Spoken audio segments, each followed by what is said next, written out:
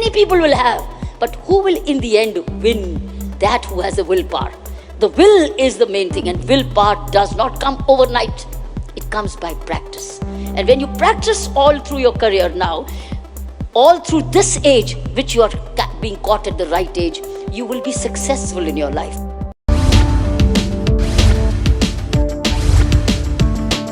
Often referred to as the Lady of Steel, Kiran Bedi is one person we all truly admire. Be her strong decisions for fighting injustice, standing for the poor, or joining a political party, she has always made her presence felt with her strong and powerful decisions. Back in 1972, as Kiran Bedi became the first Indian woman to hold the position of an IPS officer, stepping onto the pedestal of success was an unachievable dream for a majority of the female population in the country. Kiran Bedi's life and legacy have galvanized many women to follow their dream with an iron wall. Let us first take a glance at her educational qualifications. Born and brought up into a Hindu Khatri family in Punjab on the 9th of June 1949, she was the second of the four daughters of Prakash Lal Peshawaria and Premlata Peshawaria. Bedi studied in the Sacred Heart Convent School in Amritsar and joined the National Cadet Corps there. Lawn tennis was her favorite sport that she inherited from her father, who was a very talented tennis player. After completing her school, she graduated in BA English Honours and also earned her master's degree in political science from the Punjab University, Chandigarh. Bedi continued her education even after joining the police force and gained her law degree LLB from the famous Delhi University. My family in my city and almost in the country was unique. We were four of us, not one, and fortunately no boys. We were four girls and no boys. And my parents were part of a landed property family. My father defied his own grandfather, almost to the point of disinheritance, because he decided to educate all four of us.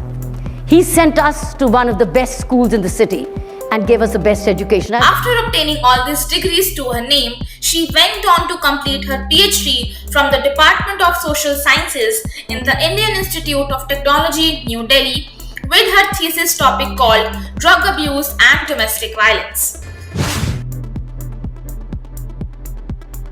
Let us now take a look at her achievements. As already stated, Kiran Bedi started her journey in 1972.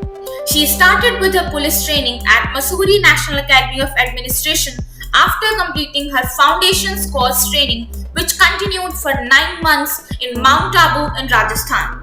She was the only woman in the batch of 80 men, and she became the first woman IPS officer of the country at the age of only 24.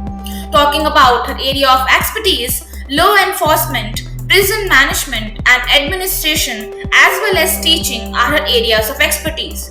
She is also an authority on NGO and project management. She has also said in one of her interviews that she is a firm believer in God's grace. She is always filled with gratitude towards it. Kiran Bedi commenced her career as a lecturer at the Khalsa College for Women in Amritsar in the year 1970.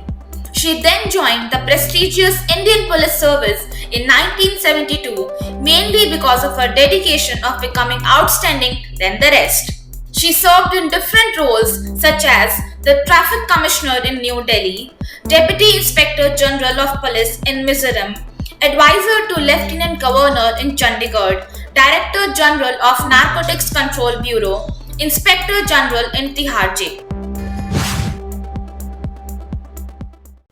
She gained media popularity in the 90s when she was transferred to the Tihar Jail, known as the most notorious jail in India.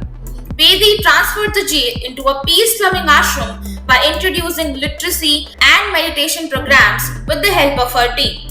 Her inspirational act of courage fetched her the Magsaysay Award and, most importantly, a memorable place in the history of Indian police. Kiran Bedi also single-handedly managed the Punjab separatist movement and fought against the sword-carrying Sikh militants bravely. Her acts of bravery and achievements have an immense influence on the women and younger generation. She had introduced a number of reforms during her service period which brought positive results as well as a lot of appreciation from around the world. When I went to prison, it was different story, because now that institution needed healing. It was not needing a punishment, it needed to be healed. Why did it need to be healed? Because that was the purpose of that institution. Now, let's talk about her social work and current life. Bedi and her colleagues had started the Navjyoti Delhi Police Foundation, which was renamed to Navjyoti India Foundation in 2007. From the time of its establishment, the foundation has provided residential treatment to more than 20,000 drug and alcohol addicts.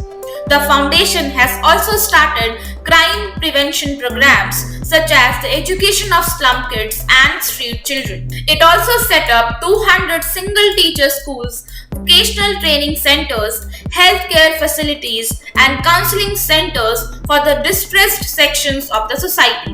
In 1994, Bedi started the India Vision Foundation, which works in the field of police reforms, prison reforms, women empowerment, and rural and community development. She has made genuine efforts towards the society and has won national and international recognition. Her organizations were awarded the Serge Soitrov Memorial Award for Drug Abuse Prevention by the United Nations. Other than these, her NGOs are running 4 community colleges and are registered with the Indira Gandhi National Open University to provide vocational and soft skills training to the Indian youth. Bedi's social initiative Mission Safer India aims to ensure that police log and address citizen complaints. She has been a popular figure in the nationwide India Against Corruption movement. Kiran Bedi assumed the office of the Lieutenant Governor of Puducherry on 29th May 2016. Kiran Bedi emerged as the principal rival of Chief Minister V. Narayan Swamy when appointed Puducherry's Lieutenant Governor. She was removed by the President on February 2021, 3 months ahead of the assembly elections as the Congress-led government battled a political crisis. She is an active leading social activist and the founder of 2 NGOs. She has also worked with the United Nations globally and has represented India in international forums on crime prevention, drug abuse, and women's issues. Kiran Bedi has also been chosen for the MSN Most Admired Indian Female Icon 2011 and India's Most Trusted Woman by Navbharat Times 2012 and Reader's Digest in the year 2010. She has been very efficient to prevent crime, reform prisons, end drug abuse, and support women's issues. A fearless woman of many foes, Kiran Bedi, whose school fees as a child would often be delayed due to her grandfather's discord with her education, is today a symbol of hard work and principled ethical actions. She has become a feminist role model for many women and harbored hope for them by providing the traditionally prevalent perception of women entirely prejudiced and fallacious. Life is on an incline. You either go up or you come down. And second thing which has stayed with me, which became my philosophy of life, which made all the difference, is 100 things happen in your life, good or bad. Out of 100, 90 are your creation. They're good, they're your creation. Enjoy it.